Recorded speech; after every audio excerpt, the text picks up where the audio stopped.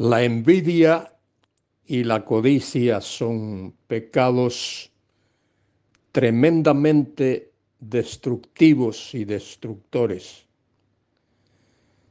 Dios, en la ley de Moisés,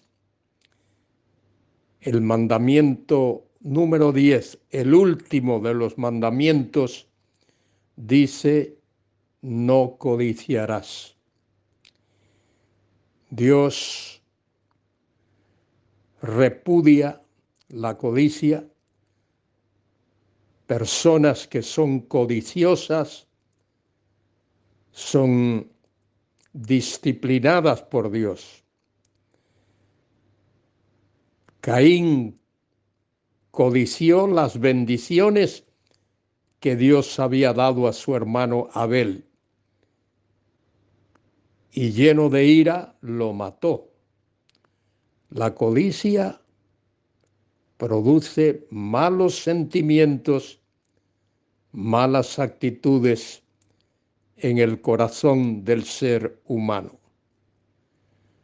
Ananías y Zafira en el Nuevo Testamento, Hechos capítulo 5, codiciaron, querían sobresalir y trataron de engañar al apóstol Pedro, diciendo que habían vendido su propiedad en una cantidad que no era la correcta. Codiciaron, querían quedarse con gran parte del producto de la venta de aquella propiedad. Y Dios los disciplinó. Dios mató a Ananías y a Zafira. Querido escuchante, tú y yo debemos de pedir a Dios en oración que nos libre de envidia y de codicia,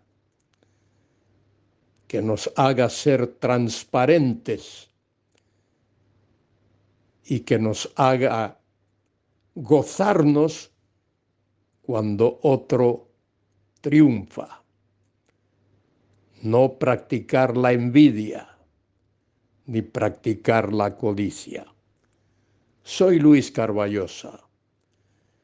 En este día quiero compartir con vosotros las enseñanzas del Salmo 109. Este es un salmo algo difícil de interpretar. Es uno de los salmos llamados imprecatorios. La palabra imprecatorio o imprecatoria significa pedir que Dios discipline o castigue a la persona que obra mal, que hace daño, particularmente le hace daño a uno. En este salmo, David pide a Dios que Él discipline, que Él castigue a aquellos que sin causa querían hacerle daño y lo perseguían.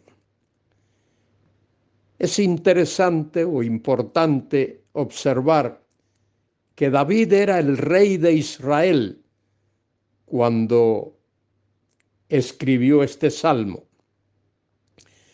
Como rey de Israel, él pudo haber actuado y haber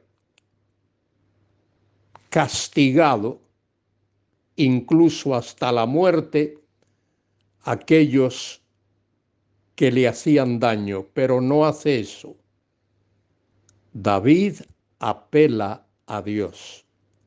Qué tremenda lección para ti, querido hermano, querida hermana, y para mí. Nunca, ni tú ni yo, debemos tomar la justicia en nuestra propia mano.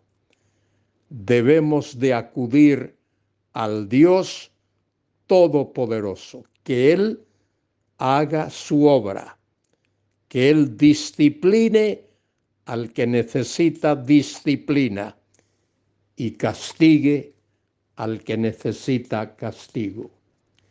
El Salmo comienza con una oración y una queja de David. Oh Dios de mi alabanza, no calles, porque boca de impío y boca de engañador se han abierto contra mí. Han hablado de mí con lengua mentirosa, con palabras de odio me han rodeado y pelearon contra mí sin causa. En pago de mi amor me han sido adversarios, mas yo oraba. Me devuelven mal por bien y odio por amor. Esto es lo que David expone delante de Dios. El trato que estaba recibiendo de aquellos que le rodeaban y que fingían ser sus amigos.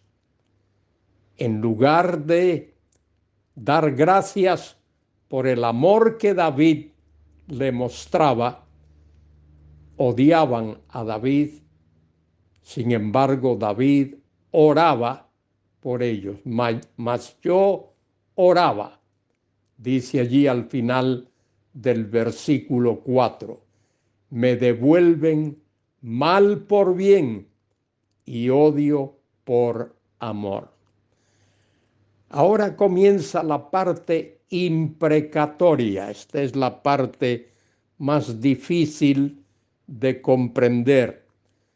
Y también debe observarse que aquí están los versículos que en Hechos 1:20 Pedro utiliza respecto de Judas, aquel que entregó al Señor para que fuese crucificado. Versículo 6. Pon sobre él al impío, a ese que actúa mal, al malvado. Pon sobre él al malvado, y Satanás esté a su diestra. Son palabras duras, pero esto es lo que David está pidiendo. Observe otra vez. David no toma la justicia en su propia mano. David pide a Dios que intervenga. Tú y yo debemos actuar de la misma manera. Cuando alguien nos haga daño, cuando alguien ponga tropiezo en nuestro camino, cuando alguien nos muestre mala voluntad, no tomemos la justicia en nuestra mano. Encomendémoslo todo en las manos de Dios. Esto es lo que dice versículo 7. Cuando fuere juzgado, salga culpable. David no está diciendo que él lo va a hacer y su oración sea para pecado. Sean sus días pocos. Tome otro su oficio. Esto fue lo que Pedro dijo allí en Hechos 1:20 acerca de aquel Judas que entregó al Señor. Sean sus hijos huérfanos y su mujer viuda. Anden sus hijos vagabundos y mendiguen y procuren su pan lejos de sus desolados hogares. Que eso lo haga Dios, no aquel que es afectado. Que el acreedor se apodere de todo lo que tiene y extraños saquen su trabajo.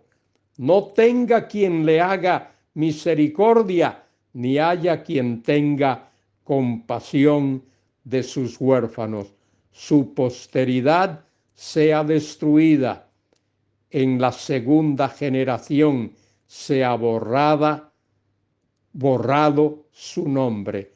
Generalmente uno pedía que una persona tuviese muchos hijos y muchas generaciones, la cuarta, la quinta y la sexta, pero aquí dice que Dios solo le permita llegar hasta la segunda generación.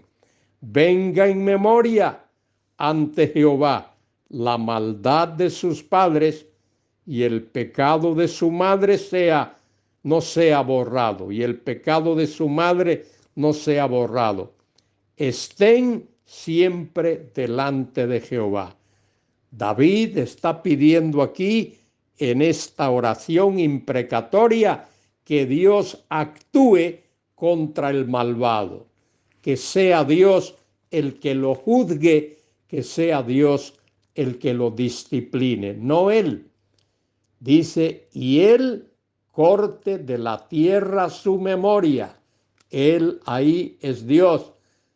En cuanto o por cuanto no se acordó de hacer misericordia. Era obligación de un judío hacer misericordia a otro judío, a su paisano, a su vecino, a su compañero.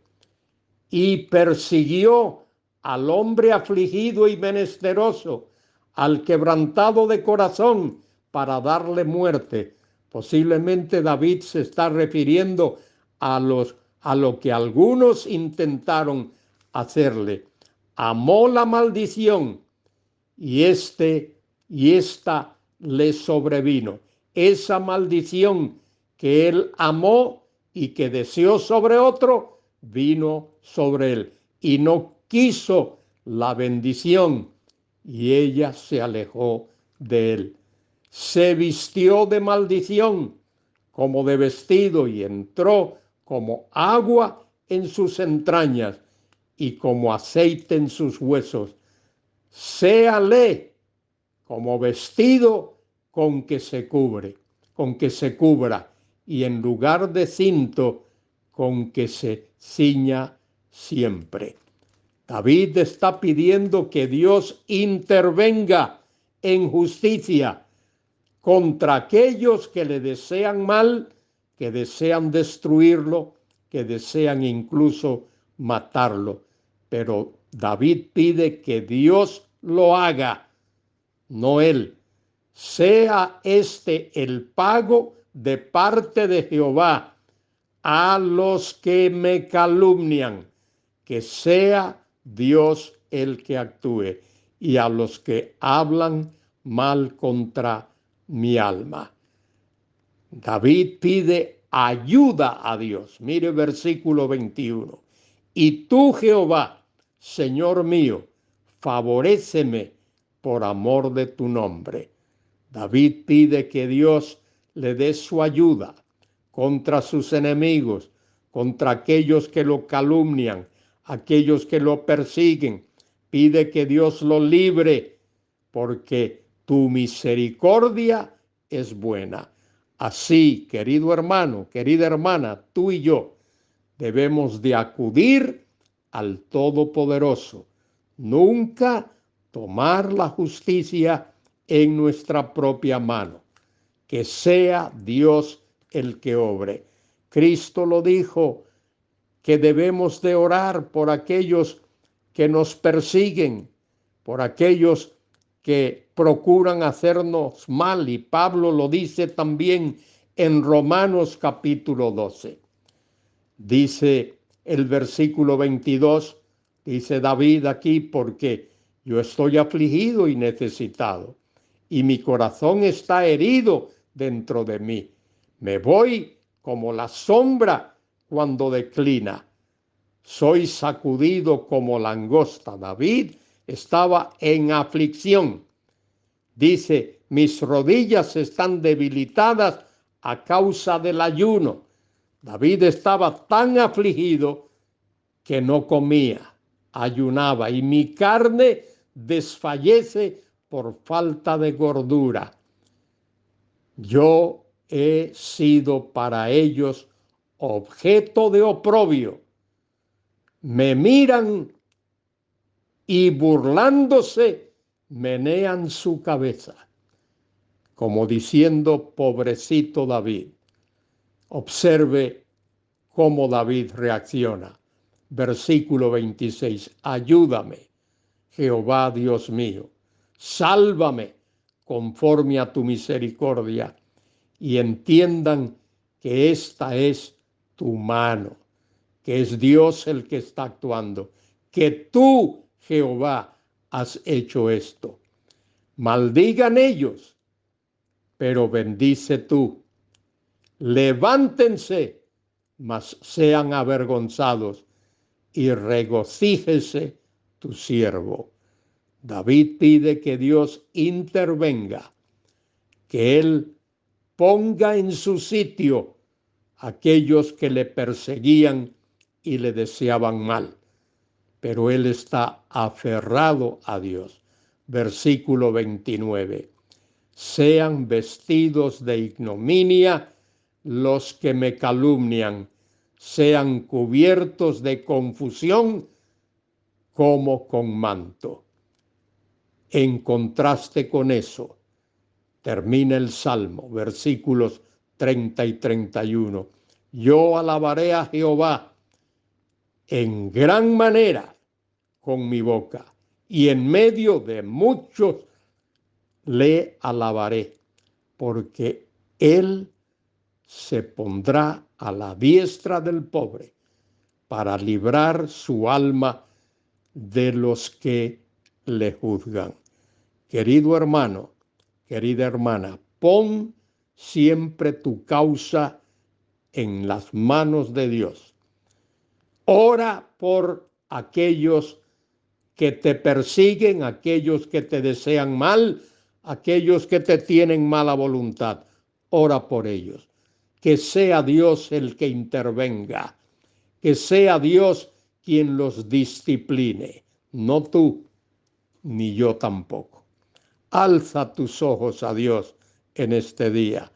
Alcemos tú y yo nuestros ojos a Dios y busquemos su misericordia, su gracia, su amor, su compasión, incluso hacia aquellos que nos desprecian o que nos hagan mal o que nos hagan daño.